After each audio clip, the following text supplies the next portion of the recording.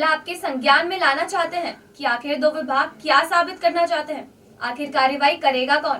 इस संबंध में हमारी team Madhya Pradesh housing board के संभागीय अधिकारी से मुलाकात की गई, तो उनके द्वारा बताया गया कि एमपी हाउसिंग द्वारा नगर निगम को 2020 से लेकर आज दिनांक तक कई पत्र लिखे गए हैं, लेकिन निगम द्वारा कार्यवाही नहीं की गई। उन्होंने यह भी बताया कि हमने कोर्ट के आदेश के बाद हितग्राहियों को लीज निरस्ती का नोटिस दे दिया है, लेकिन विडंबना की बात यह है कि जो लीज निरस्त की गई है वह प्रॉपर्टी को न तो खाली कराया गया और न ही तोड़ा गया। अब इंतजार इस बात का है कि कार्यवाही कौन करेगा और कब।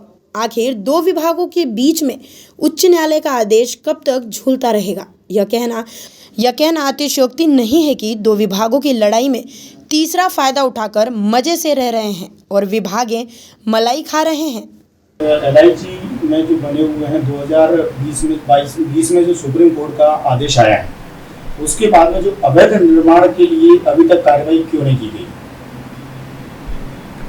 देखिए, 2020 में माननीय उच्चतम न्यायालय ने जो निर्देश दिया है वो मध्य प्रदेश प्रकोष्ठ भवन अधिनियम के प्रावधानों के विपरीत जो आवंटन हुए हैं उसको निरस्त करने का उन्होंने आदेश दिया है, और वो आदेश LIG कॉलोनी की कुछ स्पेसिफिक एरिया के लिए है। बोर्ड ने भी उसका शपथ पत्र दिया था। तो जो आवंटन हुए थे MOS के एरिया के, MOS का एरिया जिसे खुला रखना था, उन प्रावधानों के विपरीत जाके उनके आवंटन हुए थे। तो वो जितने भी आवंटन थे वो हमारे हाउसिंग बोर्ड के संपदा अधिकारी ने वो सारे आवंटन निरस्त कर दिए हैं। हमने, चूंकि उन्होंने उस आवंटन की निरस्ती के उपरांत जो निर्माण थे वहां पे, उन्होंने चूंकि निर्माण भी उस पर कर लिए थे, तो वो निर्माण को हटाने की बाध्यता उनकी ही है, हितग्राहियों की है, क्योंकि माननीय उच्चतम न्यायालय ने अपने निर्देश में निर्माण कार्य के विषय में कोई जिक्र नहीं किया है।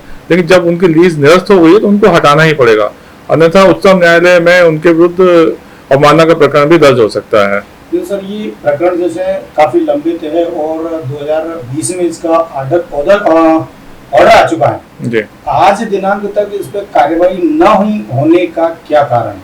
देखिए, हमने आपको अभी बताया ना कि माननीय उच्चतम न्यायालय ने जो हमको निर्णय दिया है वो निर्णय है उनको आवंटित भूमि का आवंटन निरस्त करने का।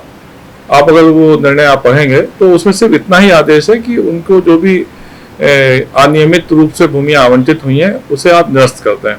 तो वो कार्रवाई तो हमने माननीय उच्चतम न्यायालय के आदेश के पालन में तत्काल ही कर दी थी। तो मतलब 2020 में वो हमको मिला था आदेश, और उसके बाद 18/3/2020 को तो हमने सारे आवंटन निरस्त कर दिए थे।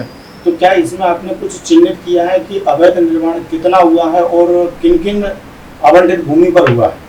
देखिए, जो उच्चतम न्यायालय, माननीय उच्चतम न्यायालय का जो निर्णय है वो अवैध निर्माण पर नहीं है, वो है प्रकोष्ठ भवन अधिनियम 1976 के प्रावधानों के विपरीत हुए आवंटन को निरस्त करने के संबंध में। तो वो सारे तो हमने निरस्त कर दिए हैं। अब रही बात कि वहाँ कोई अवैध निर्माण है, तो ये जो निर्माण होता है वो नगर पालिका एक्ट 1956 की विभिन्न धाराओं के तहत होता है, जिसकी अनुमतियां वो संबंधित नगर पालिका उनको देती है। अब चूंकि उनका आवंटन निरस्त हो गया है तो संबंधित नगर पालिकाओं को चाहिए कि वो जो अवैध अब निर्माण है उसको हटाए।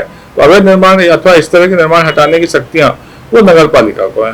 तो क्या किसी प्रावधान में ऐसा भी है कि जैसे आपके द्वारा जो आवंटित भूमि दी गई है या मकान दिया गया है किसी भी हितग्राही को, तो उस पर निर्माण करके क्या उसको वो रेंट आउट कर सकता है या सेल आउट कर सकता है? ऐसा कोई नियम या प्रावधान है? देखिए, जो आवासीय उपयोग के लिए जो हम भूखंड देते हैं या भवन देते हैं वो आराम से उसको किराए से दे सकता है, उसको बेच भी सकता है। नहीं सर, उस पर अलग से निर्माण करके, जैसे कि आपके क्षेत्र में कई दुकानें भी बनी हुई हैं और चाय की दुकानें बनी हुई हैं, कई रेस्टोरेंट बने हुए हैं, तो क्या इनको अलग से बना के वो रेंट आउट या सेल आउट कर सकता है? नहीं, ऐसा वो नहीं कर सकता। तो सर फिर आज दिनांक तक इस पे कार्रवाई क्यों नहीं है? वही मैंने आपको बताया ना कि ये सारा क्षेत्र नगर निगम के उसमें आता है, अधिकारिता में। क्यों आता है? क्योंकि हम तो बना के उनको बेच दिए, फिर जो कॉलोनियां होती हैं उसके रखरखाव भी हम स्थानीय नगर पालिका को सौंप देते हैं। और जहाँ तक आवासीय उपयोग के आवंटित भवन में कोई चाय का ठेला लगा रहा है, चाय का दुकान लगा रहा है, तो उसकी कार्रवाई नगर निगम को करना है। इसमें आपका अगला कदम क्या होगा? जैसे आज तक नगर निगम ने, आपने कई लेटर लिखे लेकिन कोई कार्रवाई नहीं की, अब इसमें आपका अगला कदम क्या होगा? अभी चूंकि निर्वाचन की प्रक्रिया चल रही है और अधिसूचना भी जारी है, इसलिए अभी हम कोई कार्रवाई नहीं कर रहे हैं। फिर स्थानीय स्तर पर जिला प्रशासन से सहयोग लेकर के ऐसे सभी अनियमित निर्माण कार्यों को हटाने की कार्रवाई हम करेंगे। नाम पर यशवंत कुमार दोहरे, डिप्टी कमिश्नर हाउसिंग बोर्ड।